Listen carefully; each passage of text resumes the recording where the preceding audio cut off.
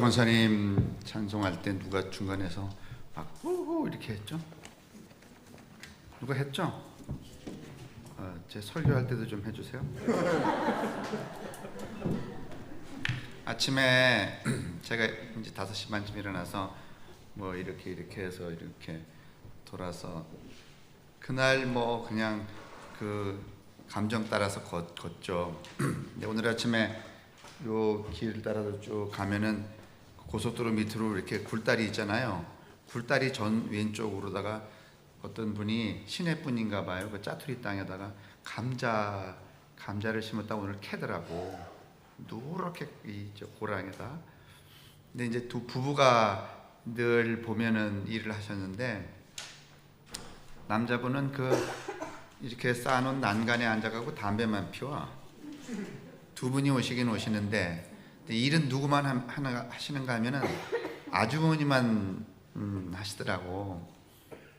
근데 오늘은 그 두 분 외에 또 지나갔던 분들이 세 분이 또 거기 웅성웅성 모여갖고 감자를 이렇게 누렇게 황금처럼 캐놨으니까 야 감자 잘 됐네 뭐 이런저런 그 마음에 흐뭇한 얘기들을 이제 주고 받아요. 그래서 저도 거기 이렇게 끼었어요. 왜냐하면 인사는 안 했지만은 자주 오고 가며 봤거든. 늘 그 아저씨는 담배만 피웠어.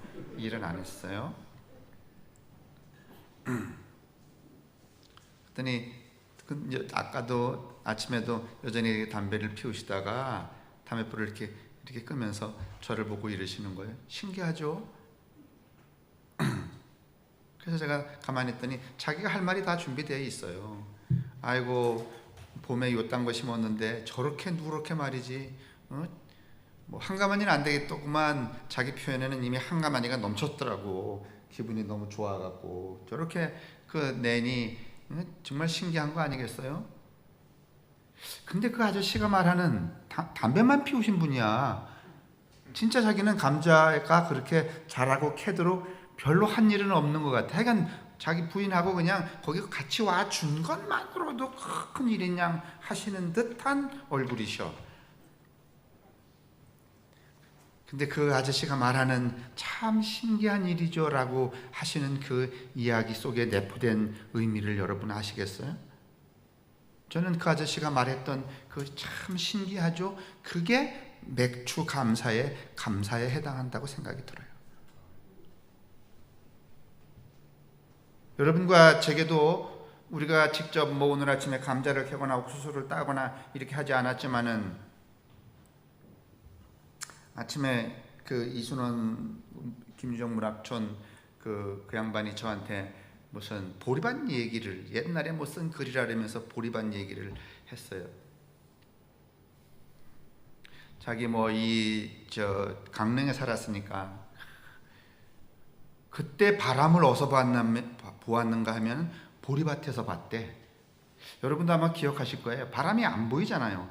근데 어느 때 가면은 저녁 무렵인가 바람이 쫙 불면 보리가 한쪽으로 말이죠 하얗게 쫙 누워요 안 누워요?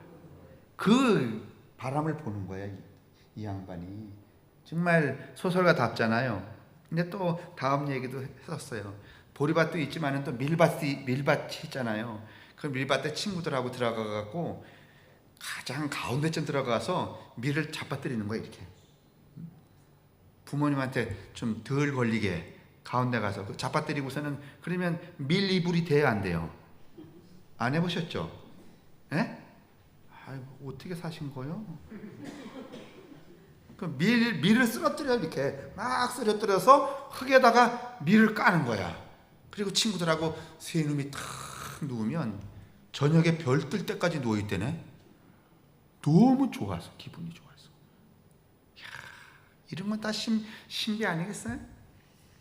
근데 이제 그런 이제 감정으로 그 아저씨가 이야기를 했으니까 아주머니가 저쪽에서 감자를 막 캐면서 또 이렇게 꺼내면서 그러시더라고요.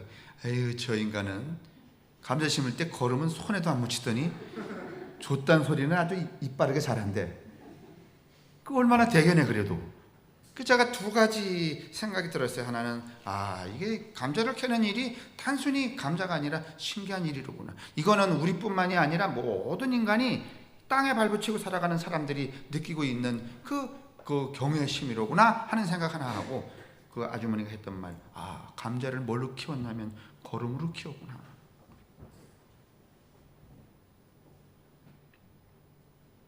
여러분, 오늘 우리가 이 성서 본문 여기 있는데 우리는 자꾸 이 본문을 어떻게 생각하는가 하면은 회개하라, 만약에 하지 않으면 너 내년에 좀 있다가 어떻게 될지 모른다, 이렇게 겁박하는 재료로 많이 써요. 그런데 여러분, 한번 우리가 과수원지기의 심정과 농부의 심정과 예수의 마음으로 이 본문을 다시 읽어보자고.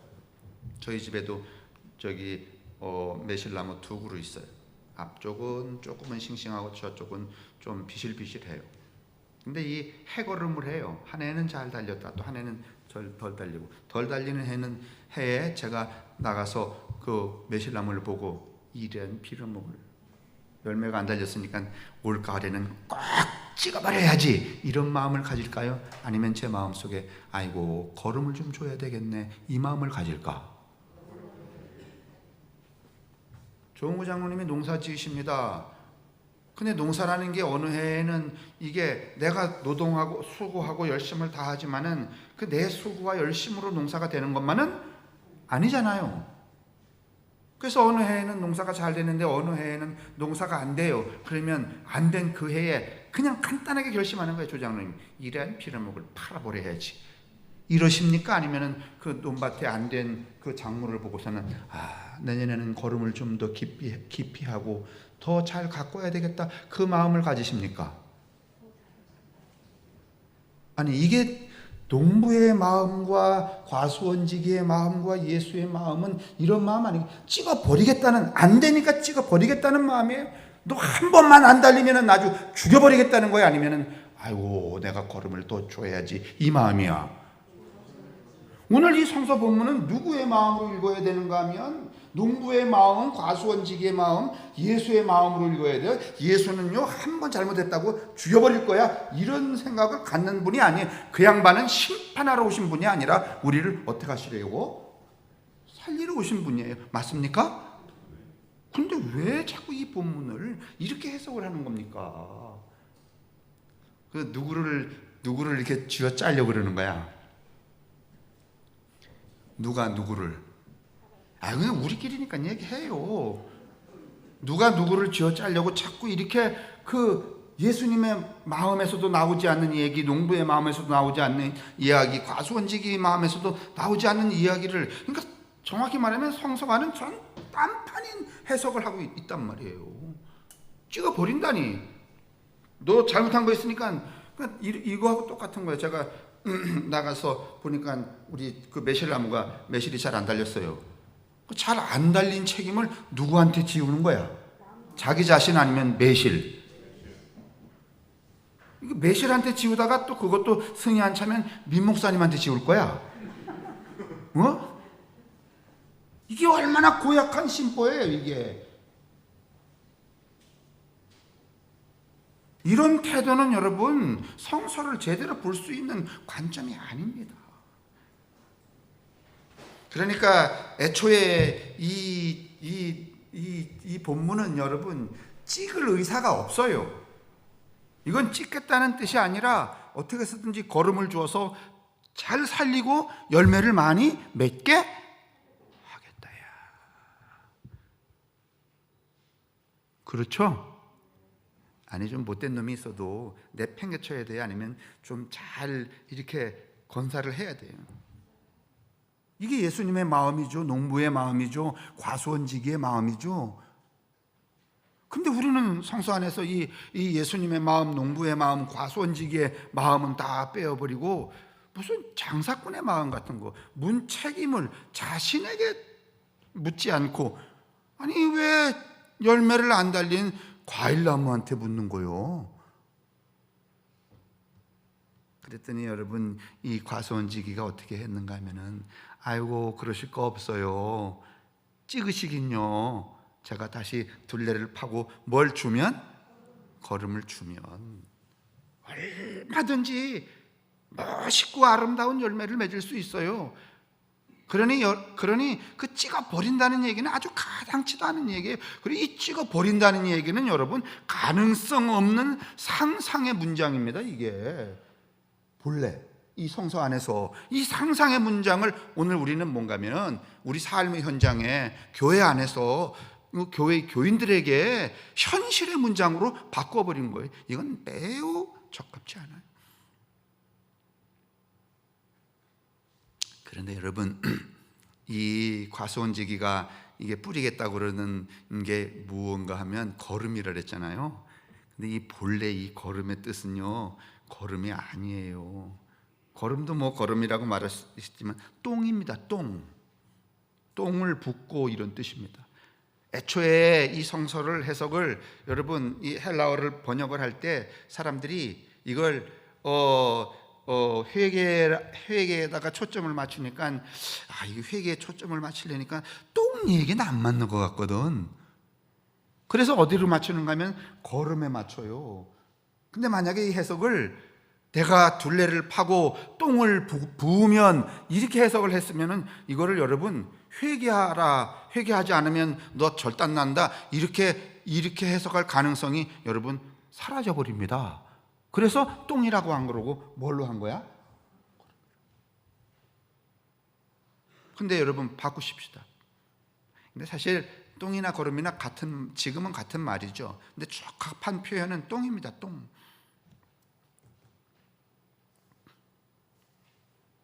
제가 이제 이 똥 그러니까 또 누구의 시인지 생각이 안 나는데 이런 시 하나가 있어요. 뭔가 하면은 매번 인간을 마음이 몸을 조종한다네.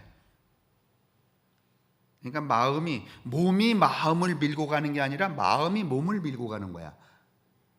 그래서 마음이 더 중요하다고 생각이 든대. 그런데 똥은 마음이 눕는 게 아니래네. 똥은 뭐가 누워요? 똥 그랬잖아. 똥은 마음에서 똥 놓아야지 이런 마음이 들고 똥이 나와, 아니면 똥 하고선 몸이 말해. 좀 불편하시더라도 좀 해봅시다. 마음이 똥 그래요? 아니면 몸이 똥 그래요? 몸이 똥 그럴 때 비로소 마음이 아차, 이게 내가 이놈의 몸을 지배하고 있는 게 아니로구나, 몸이 나를 지배하고 있구나, 이렇게 그때서야 똥 눌 때 알아챈대. 이렇게 똥이 대단한 거야. 평상시에는 마음이 내 몸을 지배한다고 생각을 한대요. 마음 따라 몸이 가지, 천만에 몸 따라 마음이 간다는 거야. 여러분 한번 곰곰이 생각해 보세요. 똥 눌 때 마음이 먼저 작동하는지 몸이 먼저 작동하는지. 외과 의사들이 변비 있는 분들한테 이야기하기를 무슨 이야기를 하는가 하면 몸이 밀어내기 직전까지 기다리라.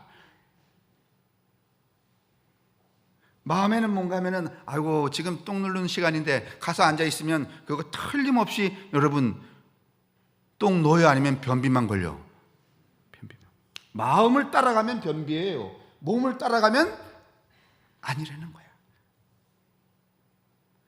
그런 시가 있어요. 일단은 저도 그거 보면서 근데 여러분 옛날에 그게 시로 나왔는데 오늘날 이 뇌과학이 뇌신경학이 무슨 그 결론을 냈는가 하면 사람의 마음이나 의식이나 정신이나 이런 것들은 다 몸이 움직일 때 일어나는 것이다, 이렇게 정리했어요. 그래서 모든 것은 다 어디서부터 시작이 되는 거야? 몸.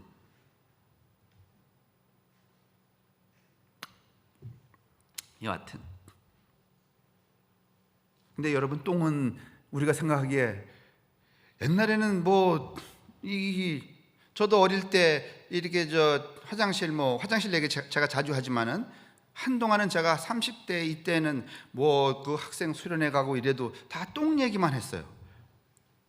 그때는 제가 똥 전도사, 똥 목사였어. 똥 얘기만 많이 해가지고.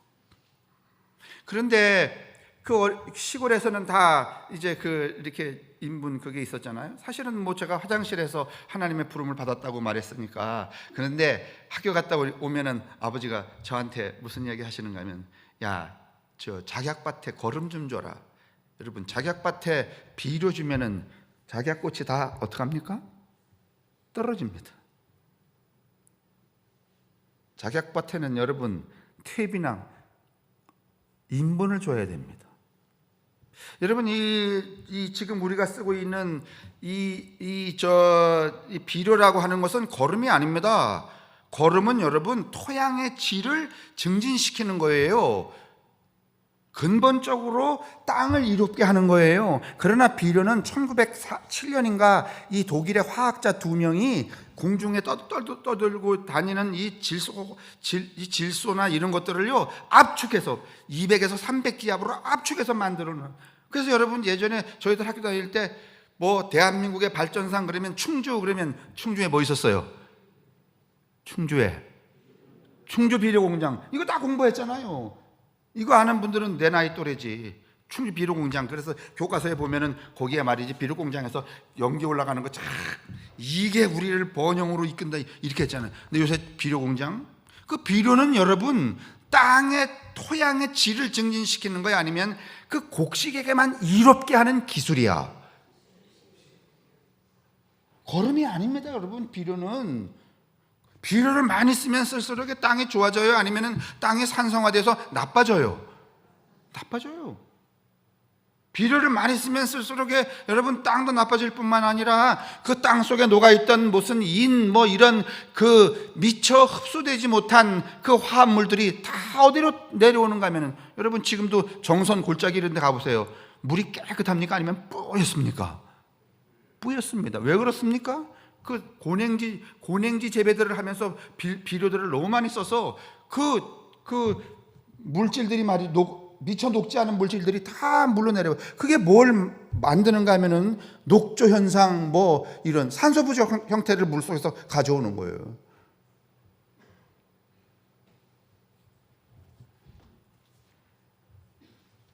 그런데 여러분, 이 똥이라고 하는 것은 우리가 오늘날 우리가 대면하고 살아요, 아니면은 좀 이제 안 보고 살아요? 이제 제가 여러분에게는 그런 얘기 안 하지만은, 전에는 제가 이제 우리 학생들이거나 아니면은 이제 친구들에게 이야기할 때, 야, 얼마나 이율배반적이냐.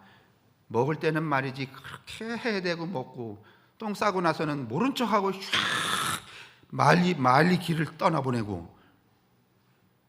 좀 보고 잘 나왔는지 멋있는지 이렇게 본 다음에 안녕? 이런 다음에 보내도 되지 않냐?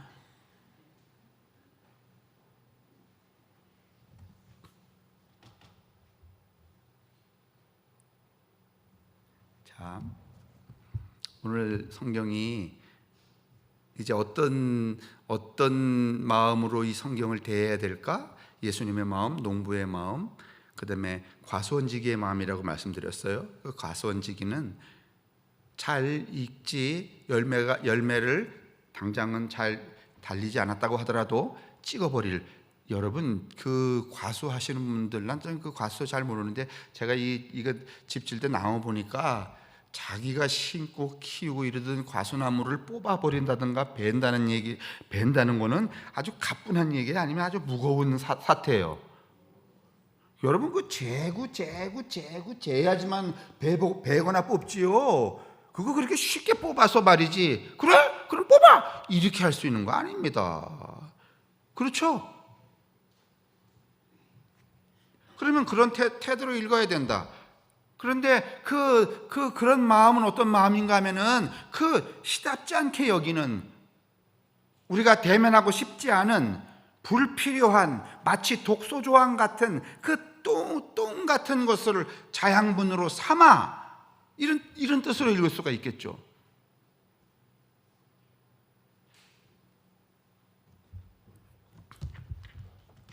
제가 책 하나 읽었는데, 이 제목이 뭔가 하면 심리치료연구소, 이게 심리학입니다. 독이 든 양분이라는 책입니다. 근데 이런 내용이 있습니다.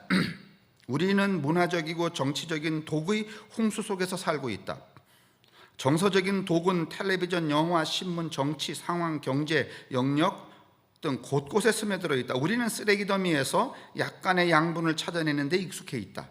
다른 측면에서 우리는 또한 좋은 것들이 홍수 속에서 살아간다. 우리는 일상적인 사건들이 강물 안에서 양분과 독의 측면들에 의해 오염되기도 하고 고양되기도 한다. 다시 말하면 우리가 우리 자신을 키우려면 좋은 양분도 먹어야 하지만 또 일정 부분의 독도 먹어야 한다는 거예요.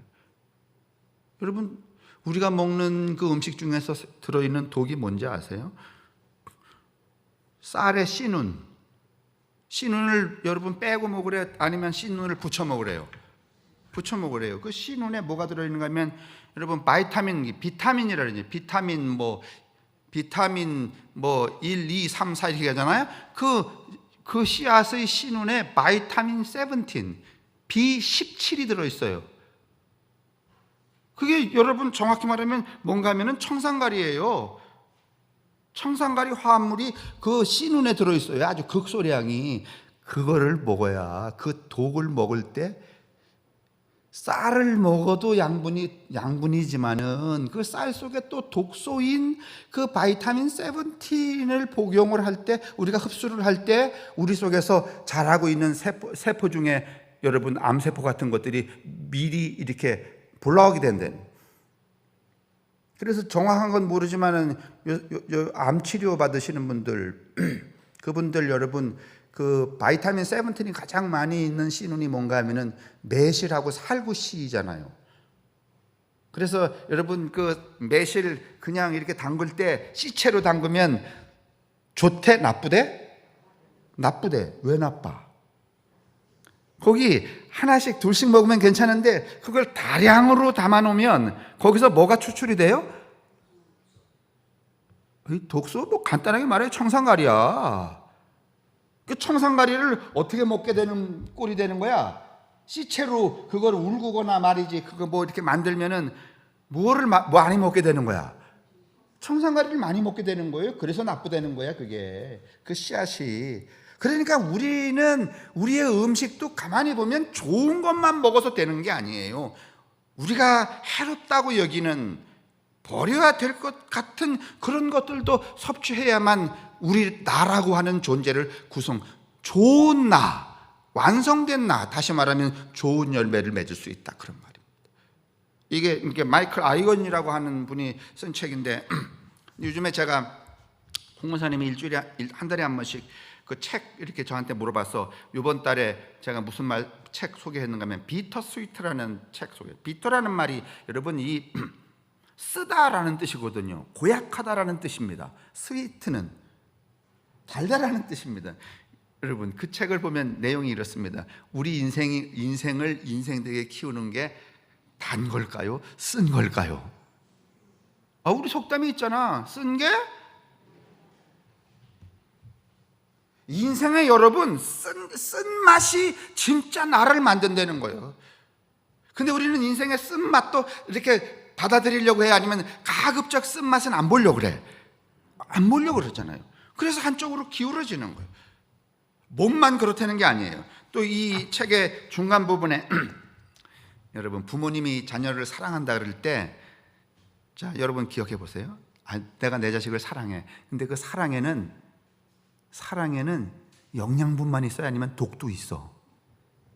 따져봐. 내가 누구를 사랑한다 그럴 때 그 사랑에는 영양분만 있어? 아니면 독도 있어? 그러니까 박명자 권사님이 권병희 장로님 사랑한다 그럴 때 아주 퍼펙트하게 스윗한 것만 있어? 아니면 까불면 죽여버릴 거야? 독도 있어 없어?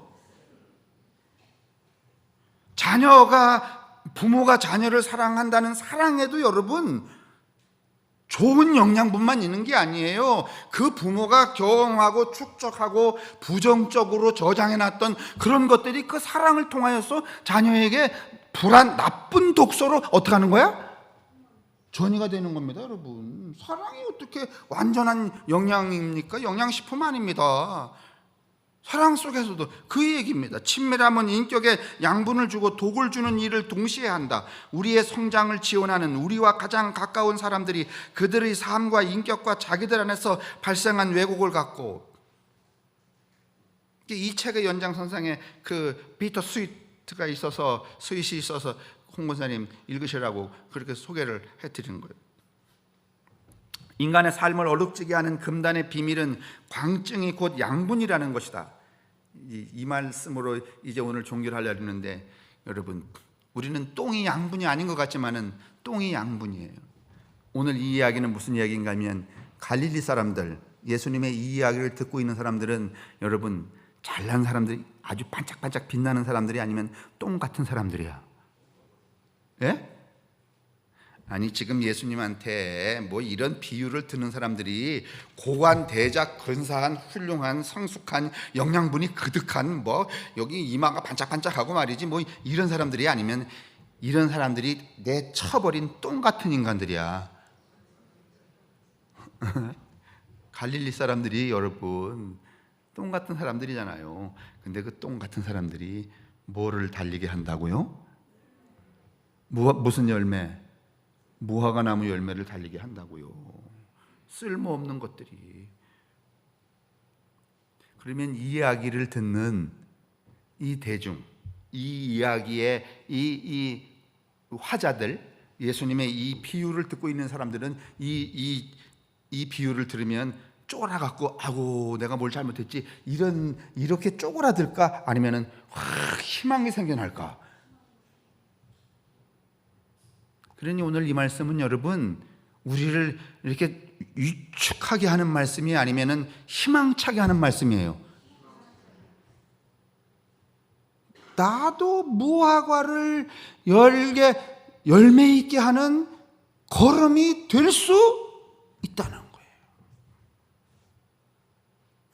여러분, 우리가 요한복음에 나와 있는 한 알의 밀이 땅에 떨어져 죽으면 우리는 자꾸 이걸 봉사와 헌신이라고 이야기를 해요.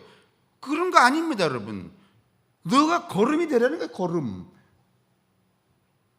봉사와 헌신의 개념이 아니고, 우리는 자꾸 이거를 도덕적이고 교리적이고 교의적으로 자꾸 풀으니까 예배당 안에서만 써먹을 수 있는 해석을 자꾸 하잖아요. 오늘 이 이야기는 그런 뜻이 아니라, 우리의 존재, 나라고 하는 존재가 어떻게 완성된, 이런 경험 저런 경험을 통하여서 어떻게 완성된 나로 나아갈 것인가 하는 이야기를 우리에게 제시해주고 있는 본문이 오늘 이 본문인 거죠. 보십시오. 땅은 이런 신비를 품고 있습니다. 이런 신비를 품고 이런 신비를 받아들여서 무엇을 내는가 하면 모든 생명체의 열매를 냅니다. 제가 오늘 기도문에도 썼지만은, 맹수에게나 인간에게나 날아다니는 날짐승에게 동일한 한 가지 은총이 있다네요. 그것은 밥 먹을 때 고개를 숙여야 한다는 것.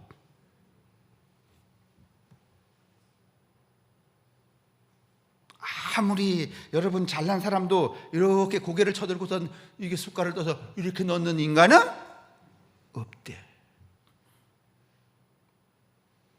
잘난 사람이나 못난 사람이나 여자나 남자나 호랑이나 개나 무슨 새나 다 자기의 생명을 유지하는 열매를 흡입할 때는 다 겸손하게, 죄송해요, 학국리 스타일로 할게요, 대가리를 숙여야 한대.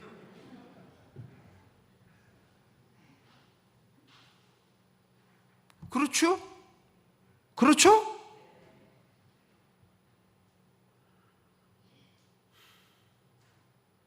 오늘 이 아침에 우리는 다시 한번 그 신비하게 열매를 만들어서 온갖 거름과 자양분을 흡습하여 열매를 만들고 그것을 우리 앞에 이게 너의 생명이다 라고 이 진설해놓은 그 진설상 앞에 겸손히 고개를 숙이고, 그래,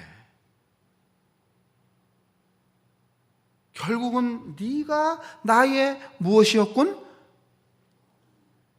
우리가 먹는 게 그런 말 하잖아요. 지금 내가 생각하는 게 나고, 지금 내가 하는 일이 나고, 지금 내가 먹는 게 내 목숨이야. 맞죠? 아니, 먹는 거 없으면 무슨 목숨이 어디서 와요? 그거 돈 주고 막 슈퍼마켓 사는 거 아니야. 그냥 지가 먹는 게 지 목숨이잖아요. 그래서 거기 다 이렇게 고개를 숙여야 된다는 거야. 근데 먹이 앞에 고개를 숙이지 않는 존재는 이 지구상에 있을까요? 바짝 쳐들어서 이렇게. 이제 우리도 이제 연세 많아 갖고서 이제 힘 겨우면은 고개를 숙이고 드셔야, 아니면 할 수 없이 쳐들고선 드셔야 돼. 예? 근데 그거는 여러분 이미 삶이 어디까지 가 있다는 거야. 그렇지, 종착점에 가 있다는 뜻이잖아요.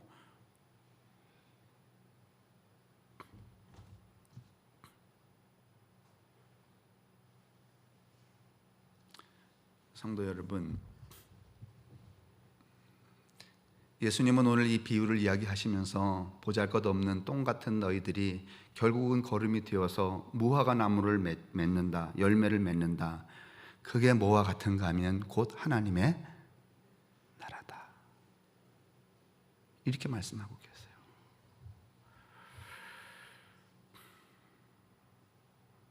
우리가 나를 이루고 있는 나에 대하여서 어떻게 조화로울까? 그 다음에 나를 구축하고 있는 나의 그 순간순간에 대해서 어떻게 경외를 가질까?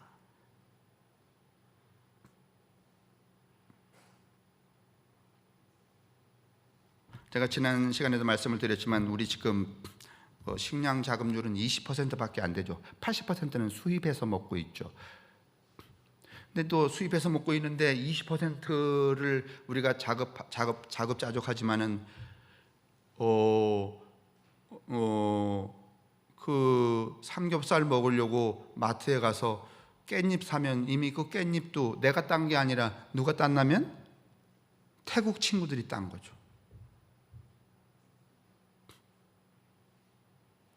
누군가의 손을 빌리지 않으면 이제는 먹을 것조차 여러분 우리가 해결할 수 없는, 이걸 여러분 지성이라고 말해야 될까요?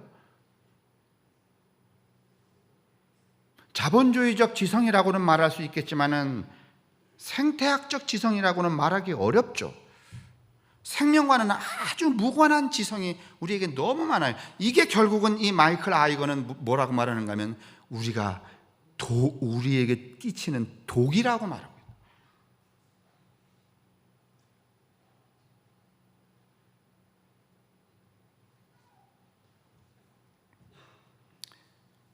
제가 이제 이 말씀을 드리면서도 조금 한계를 느끼는 건 사실 성서 자체가 농경문화 시대에서 등장한 이야기들이라서 지금 뭐 농사 짓는 분들 거의 없죠. 그래도 집에 뭐 이렇게 고추라도 한 포기씩 이렇게 키우면서 여러분은 진짜 경외감을 느끼시잖아요.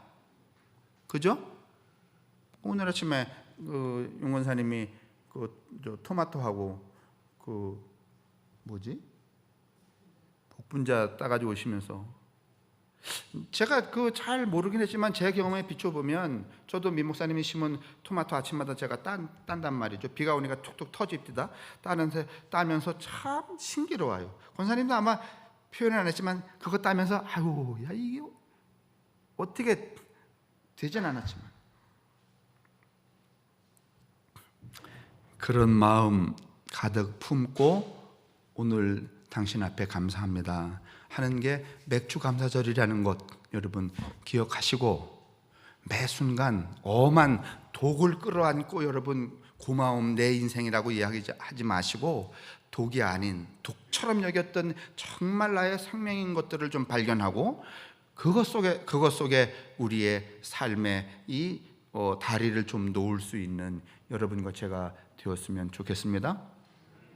그러면 그렇게 살면 매 순간이 신비야 아니야? 신비야. 지나가다가 개가 짖는 것도 뭐야? 요즘에는 이렇게 지나다니면 개도 안 짖어. 왜 그런가 하면 지난밤에 너무 더워갖고 오늘 이렇게 걸어서 저 산에 올라가는데 거기 개 3마리 길러줘요. 이렇게 길러요, 큰 개를. 근데 또 그 아저씨는 정말 인자하셔갖고 그 개 위에다가 또 파라솔을 씌워놨더라고, 더울까봐. 근데 그 개가 내가 지나가면서 이렇게 해요. 그러면 막 전에는 난리 법석이더니 오늘은 뭐 이렇게 머리만 쓱 내밀고 큰 눈을 그래 갈람 가고 말람. 그래서 제가 오늘 아침에도 야 이것도 신비다 기도하겠습니다.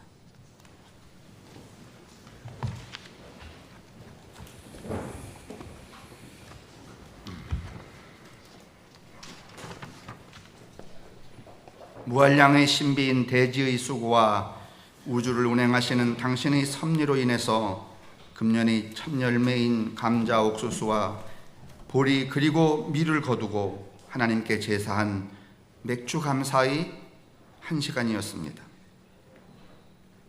먹이 앞에서는 사람도 짐승도 머리를 숙이도록 만드신 뜻을 새기며 밥 앞에서 생명의 경애를 높이며 살아가는 저희들이 될 수 있도록 그렇게 마음속에 한번 다짐한다면 제대로 된 맥주 감사를 지켰구나 할 수 있을 것입니다. 나무와 식물이 그러듯이 병든 개가 땅에 몸을 묻고 새로운 기운을 일으키는 것처럼 주님, 우리도 이 자본주의화된 이 땅에서 본래 저희들을 흙으로 만드시고 흙에 살게 하시고 흙 속에서 생명을 얻게 하셨던 그 흙의 혼이 내뿜는 날개와 영육의 푸르름을 다시 흡입하며 그리고 싱싱해지는 인생들이 될 수 있도록 그런 우리의 몸이 될 수 있도록 우리의 정신이 될 수 있도록 축복하여 주옵소서. 당신이 값없이 베푸시는 사랑을 한 뼘도 못 키우면서 미움과 욕심만 울창한 밀림처럼 그렇게 자라나게 한 이 한스러운 시간들을 오늘 이 맥주감사주일의 이 아침에 다시 한번 반성하게 도우시고 결심하여서 다시는 그와 같은 한심스러운 삶의 자리에 우리 자신을 세우지 않도록 단단히 저희들을 붙들어 주옵소서. 욕망을 넘어서는 해지와 욕심과 잔혹을 꾸짖는 순수와 인간은 가냘픈 살드림을 일깨워서 당신의 사랑이 통용되는 세상이 되도록 저희들을 그런 하나님의 사람들로 가꿔주시기를,